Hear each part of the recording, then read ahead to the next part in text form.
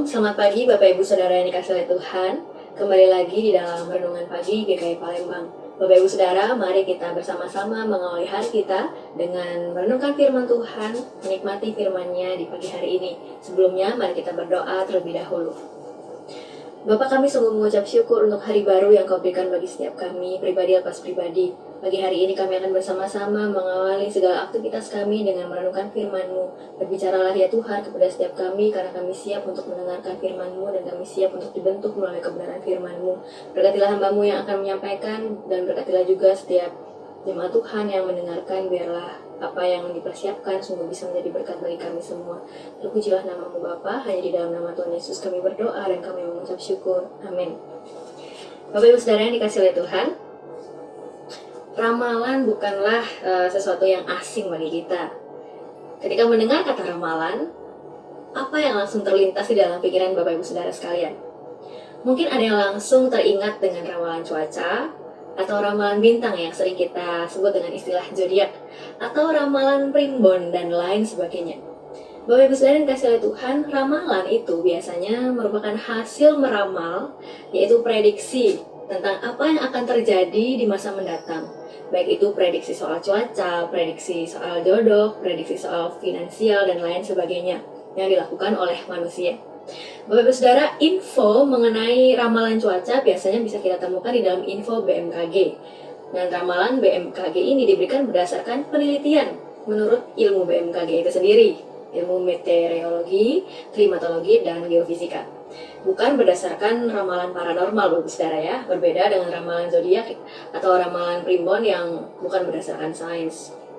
Bapak Ibu Saudara yang dikasihi Tuhan, banyak orang ingin tahu apa yang terjadi di hari yang akan datang dengan tujuan supaya dia bisa berjaga-jaga dan mengantisipasi segala kemungkinan buruk agar kemungkinan buruk itu bisa diminimalisir. Misal, orang akan melihat info BMKG untuk mengantisipasi apakah besok harus bawa payung, jas hujan, atau tidak. Atau ada orang yang melihat ramalan zodiak untuk mengetahui soal jodoh yang tepat untuk dirinya. Misalkan, Scorpio cocok tidak ya dengan Sagittarius, dan lain sebagainya. Pertanyaannya Bapak Ibu Saudara, apakah semua ramalan itu 100% selalu tepat? Apakah semua ramalan itu 100% selalu tepat? Rasanya tidak ya Bapak Ibu Saudara. Ramalan cuaca yang diberikan oleh BMKG, info BMKG yang diteliti berdasarkan sains pun bisa salah atau kurang tepat. Bapak Ibu Saudara, dari hal ini kita bisa menyimpulkan bahwa manusia punya keterbatasan dalam mengetahui apa yang akan terjadi di masa yang akan datang. Tapi tidak demikian dengan Allah, Bapak Ibu Saudara. Allah itu Maha Tahu, dan kemahatauan Allah tidak pernah salah. Bapak Ibu Saudara, di dalam bagian firman Tuhan yang akan kita baca hari ini, Allah yang Maha Tahu itu memakai Nabi Yesaya untuk menyatakan nubuat dari Allah. Dan nubuat ini dinyatakan kepada umat Yehuda dan Yerusalem serta kepada kita pembaca hari ini. Bapak Ibu Saudara yang dikasihi oleh Tuhan, nubuat dari Allah ini berbeda dengan ramalan BMKG atau ramalan zodiak yang bisa salah prediksi tadi. Nubuat Allah ini 100% tepat dan akan benar-benar terjadi. Perlu kita ketahui Bapak Ibu Saudara bahwa nubuat yang disampaikan oleh Tuhan melalui para nabi itu biasanya berisi tentang dua hal. Yang pertama adalah tentang penghakiman Tuhan, dan yang kedua adalah tentang pengharapan dari Tuhan. Mari pagi ini kita akan bersama-sama membaca Yesaya pasal yang keempat, ayat kedua hingga ayat yang keenam. Yesaya pasal 4 ayat 2 hingga ayat yang keenam. Demikianlah firman Tuhan. Pada waktu itu tunas yang ditumbuhkan Tuhan akan menjadi kepermaian dan kemuliaan, dan hasil tanah menjadi kebanggaan dan kehormatan bagi orang-orang Israel yang terluput. Dan orang tertinggal di Sion dan yang tersisa di Yerusalem akan disebut kudus, yakni setiap orang di Yerusalem yang tercatat untuk beroleh hidup. Apabila Tuhan telah membersihkan kekotoran putri Sion dan menghapuskan segala noda darah Yerusalem dari tengah-tengahnya dengan roh yang mengadili dan yang membakar, maka Tuhan akan menjadikan di atas seluruh wilayah gunung Sion dan di atas setiap pertemuan yang diadakan di situ segumpal awan pada waktu siang dan segumpal asap serta sinar api yang menyala-nyala pada waktu malam. Sebab di atas semuanya itu akan ada kemuliaan Tuhan sebagai tudung. Ayat yang ke-6. dan sebagai pondok tempat bernaung pada waktu siang terhadap panas terik, dan sebagai perlindungan dan persembunyian terhadap angin ribut dan hujan.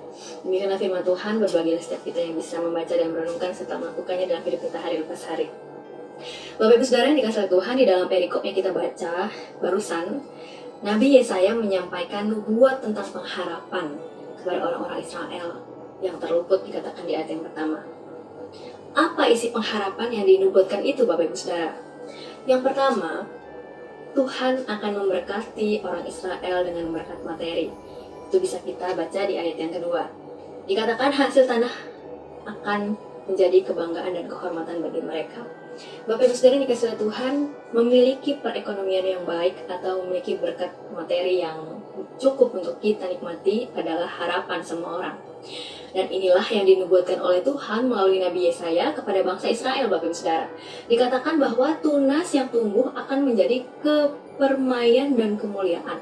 Artinya tunas yang mereka tanam, yang Tuhan tumbuhkan dari biji-bijian atau tanaman yang mereka tanam itu akan menjadi indah dan tidak gagal tumbuh, begitu ya. Dan dikatakan juga hasil tanah mereka akan menjadi kebanggaan dan kehormatan. Artinya hasil tanah mereka akan berlimpah dan tidak akan merugi. Jadi tidak ada gagal panen, begitu Bapak Saudara ya. Apa isi pengharapan yang dinubuatkan itu? Tadi yang pertama, Tuhan akan memberkati orang Israel dengan berkat materi. Yang kedua, Bapak Ibu Saudara, orang Israel akan disebut kudus. Itu dikatakan di dalam ayat yang ketiga. Bapak Ibu Saudara yang dikasihi oleh Tuhan, kekudusan yang dimaksudkan di sini dikaitkan dengan sebuah kesempatan untuk hidup. Kita semua, saya dan Bapak Ibu Saudara sekalian, tentu patut bersyukur jika masih diberikan kesempatan untuk hidup hari ini dan hidup dalam kekudusan Allah. Yang ketiga, Bapak Ibu Saudara, Tuhan akan melindungi mereka sepanjang waktu. Bapak Ibu Saudara yang dikasihi oleh Tuhan, cara Tuhan melindungi umatnya adalah dengan hadir bagi mereka sepanjang waktu. Inilah yang sudah Allah lakukan terhadap Israel selama 40 tahun dalam pengembaraan mereka di padang gurun. Kita bisa membacanya di Keluaran pasal yang ke-40 ayat 36 hingga ayat 38 demikian firman Tuhan. Apabila awan itu naik dari atas kemah suci, berangkatlah orang Israel dan setiap tempat mereka berkemah. Tetapi jika awan itu tidak naik, maka mereka pun tidak berangkat sampai hari awan itu naik. Sebab awan Tuhan itu ada di atas kemah suci pada siang hari, dan pada malam hari ada api di dalamnya, di depan mata seluruh umat Israel pada setiap tempat mereka berkemah. Bapak Ibu Saudara yang dikasihi Tuhan, kehadiran Allah sepanjang waktu membuat orang Israel tahu kapan mereka harus berjalan, kapan mereka harus berhenti berjalan.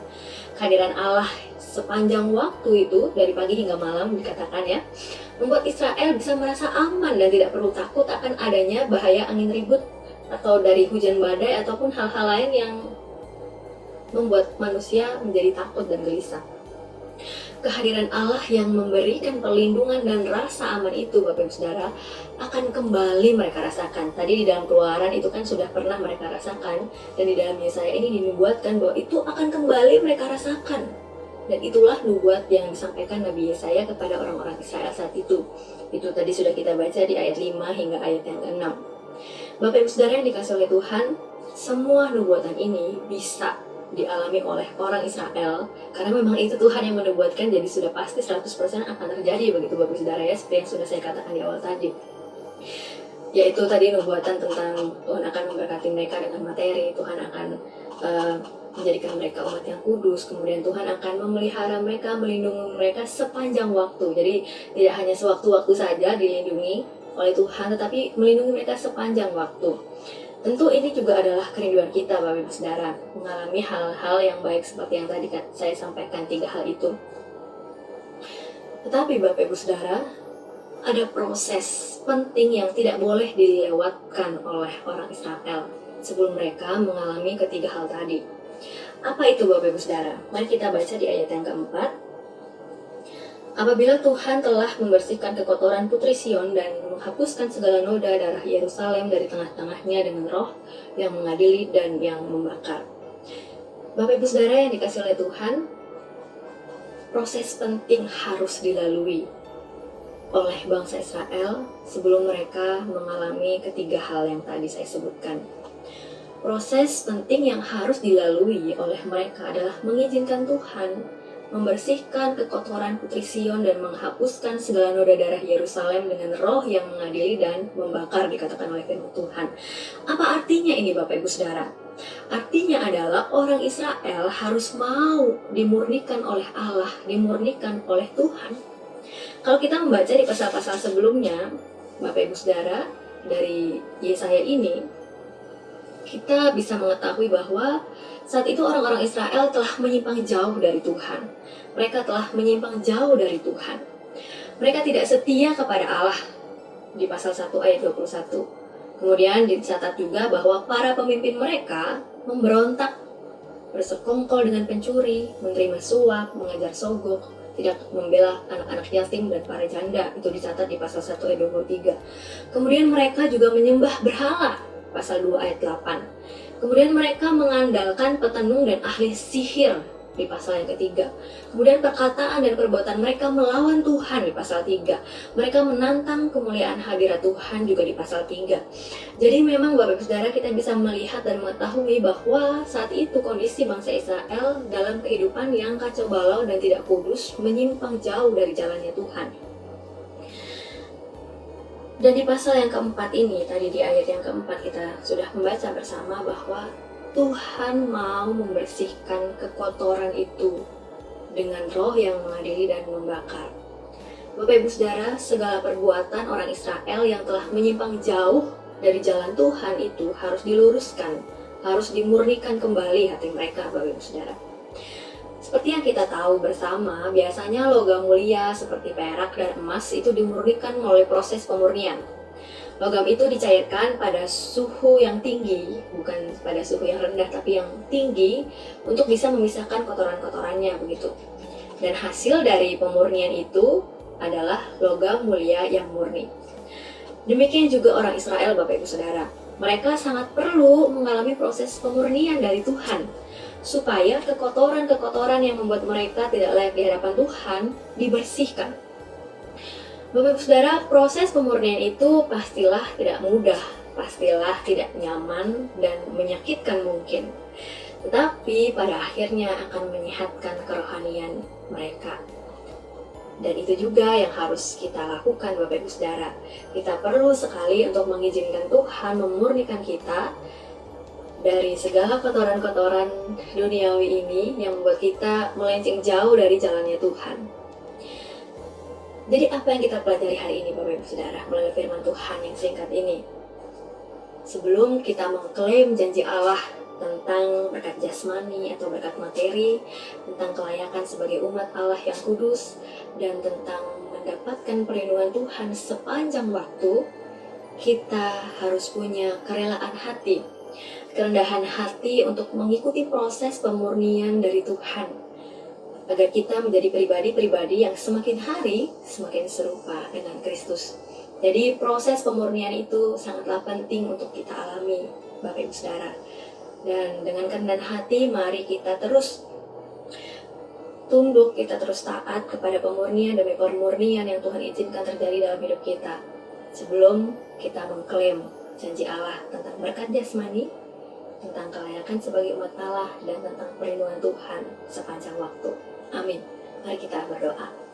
Bapa, kami bersyukur untuk firman-Mu hari ini. Kiranya Engkau terus menolong kami agar kami memiliki kerendahan hati untuk mau dimurnikan oleh Tuhan hari demi hari semakin serupa dengan Kristus. Terpujilah nama-Mu Bapa, berkatilah segala aktivitas kami sepanjang hari ini. Dalam nama Tuhan Yesus kami berdoa dan kami mengucap syukur. Amin. Selamat pagi Bapak Ibu Saudara, renungan pagi kita telah selesai. Tuhan Yesus memberkati.